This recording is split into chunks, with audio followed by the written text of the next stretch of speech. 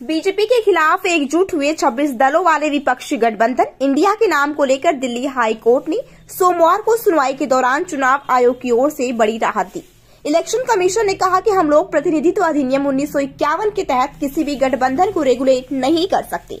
दरअसल विपक्षी राजनीतिक दलों के गठबंधन INDIA के संक्षिप्त नाम के तौर पर इंडिया का इस्तेमाल करने के खिलाफ दायर याचिका पर निर्वाचन आयोग ने अपना रुख साफ करते हुए कहा कि उसके पास राजनीतिक गठबंधन को विनियमित करने का अधिकार नहीं है।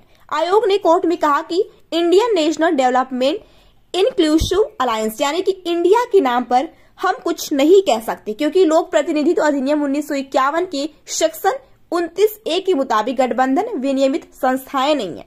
उसके पास चुनाव कराने और राजनीतिक दल के रूप में संस्थाओं को पंजीकृत करने की शक्ति है। इसके साथ ही चुनाव आयोग ने कहा कि राजनीतिक गठबंधन को जन प्रतिनिधित्व अधिनियम के तहत विनियमित संस्थाओं के रूप में मान्यता देने का अधिकार नहीं है।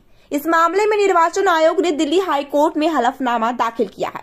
इसमें स्पष्ट किया कि जन प्रतिनिधित्व अधिनियम 1951 की धारा 29A के तहत किसी राजनीतिक दल के निकायों या व्यक्तियों के संघ को पंजीकृत करने का अधिकार दिया गया है। आपको बताते चले कि अधिवक्ता सिद्धांत कुमार के माध्यम से दायर हलफनामा में आयोग ने केरल हाई कोर्ट की ओर से पारित एक फैसले का हवाला दिया। इसमें कहा गया था कि एक राजनीतिक मोर्चा या राजनीतिक दलों का गठबंधन जन प्रतिनिधित्व अधिनियम के संदर्भ में एक कानूनी इकाई नहीं है और ऐसे राजनीतिक गठबंधन के कामकाज को विनियमित करने के लिए कोई वैधानिक प्राविधान नहीं है। INDIA के संक्षिप्त नाम के रूप में इंडिया का इस्तेमाल करने के खिलाफ गिरीश भारद्वाज ने हाई कोर्ट में याचिका दायर की थी। आरोप लगा था कि राजनीतिक दल देश के नाम पर अनुचित लाभ उठा रहे। याचिका में गठबंधन पर संक्षिप्त नाम इंडिया के इस्तेमाल और प्रतिवादी राजनीतिक गठबंधन की ओर से इंडिया उपनाम वाले राष्ट्रीय ध्वज के इस्तेमाल पर रोक लगाने के लिए अंतरिम आदेश देने की भी मांग की गई थी।